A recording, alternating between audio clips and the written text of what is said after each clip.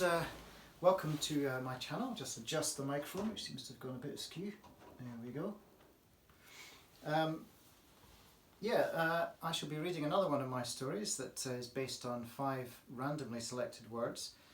The words that I was given this time are here. And this story actually is something that I've had floating around in my subconscious for a while.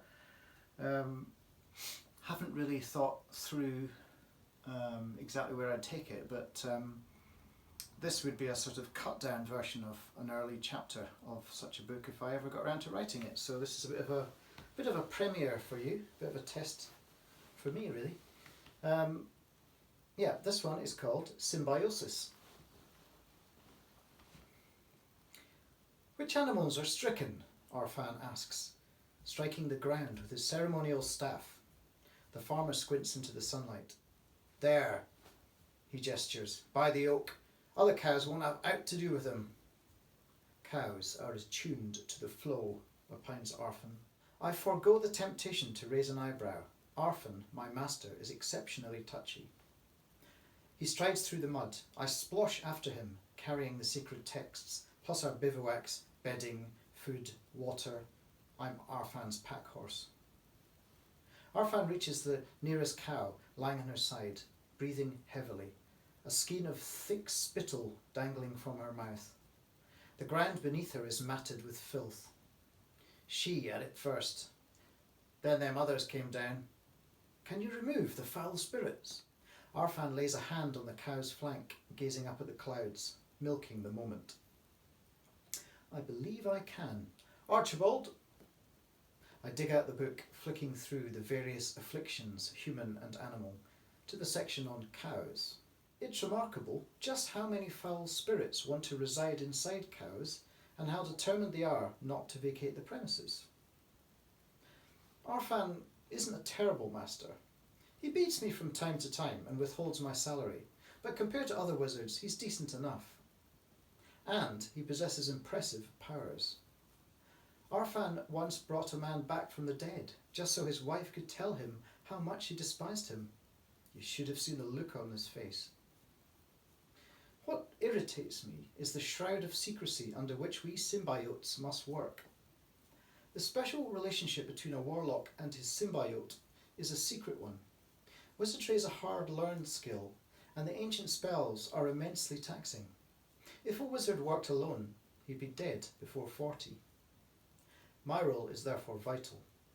I work under a spell of symbiosis performed on me when I was a child. Symbiosis allows the wizard to channel the terrible agony he or she must experience invisibly into their symbiote. While seeming like a humble servant, I am actually the vessel for spent magic transmuted into horrible pain. It sounds degrading, suffering for another man's fame and fortune, but I do it for 2 reasons. Firstly, I can witness the enchanter in action.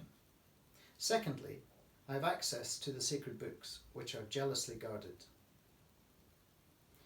This evening, I'll break the indenture, a forbidden act. Generally, only a wizard can remove the spell of symbiosis. If a symbiote wanders more than a mile from his master, he falls into an unending sleep. I have purchased a spell of unchaining, along with a recipe for a potion that should mute Arfan's powers, enabling me to slip away. Arfan begins to recite. I sit a piece of bark between my teeth, arms and legs crossed, on the far side of a large tree, hidden from the farmer. I feel the spell working immediately. Pain seems to ooze beneath my skin. Flames of agony tear at my muscles. You can't dull the pain with drugs. The dark magic wouldn't fall for that. The anguish must be lived, endured, savoured. I'm not a masochist. I don't long for torment. I've simply learned how to deal with it. I bite down on the bark, beads of sweat breaking out on my brow, as ripples of scalding misery wash through me. It continues for an age, and I almost black out. Eventually, the pain recedes with the inevitability of an ebbing tide. I emerge from hiding a wreck, but feeling the utter bliss of release. All the cows are merrily munching the cud together. The farmer fills Arfin's pouch with gold and gifts us beer and cheese in gratitude. I loll upon the back of the donkey, drifting off into the sleep of recovery. We head for our encampment on the edge of the wood. I wake after dark, wrapped in blankets by the fireside. Judging by the embers of the fire and the snoring, dinner has long passed. My growling stomach seconds this guess. Normally I'd reheat the stock pot, but not tonight. I creep out of the tent and reread the recipe. It calls for a rare root of unusual colour. I'll be lucky to find it after dark, so I take a torch with me. I'm unusually fortunate. The ancient yew I'm seeking is just a half mile from our encampment. Recognising it immediately, I begin to dig. I'm on to my third excavation when I feel myself becoming drowsy. I know this sensation. Arfan has awoken and is out looking for me. He must have walked in the opposite direction. I panic and begin to dig faster. Then I see the purple fleshed root and dig frantically around it. I keep phasing in and out of consciousness. I yank the root free and stumble to my feet, concealing the prize under my shift. Arfan is waiting for me, furious. You must warn me if you intend to be abroad at night. I feign innocence.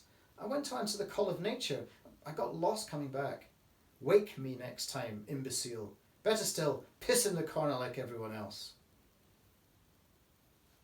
I ingratiate myself by making him some tea to help him sleep, a delicious irony. It seems I won't receive a beating for my thoughtlessness, but it's too late to turn back. Soon, Arfan has drunk his cup dry. Minutes later, he's snoring vividly. He's too far gone to feel the little tug that alerts a wizard to a symbiote wandering out of range. I stop at the clearing where I found the root, knapsack weighed down by Arfan's sacred tomes. For a moment, I hesitate. Who will I be without the status of a symbiote? An outcast, with a price on my head.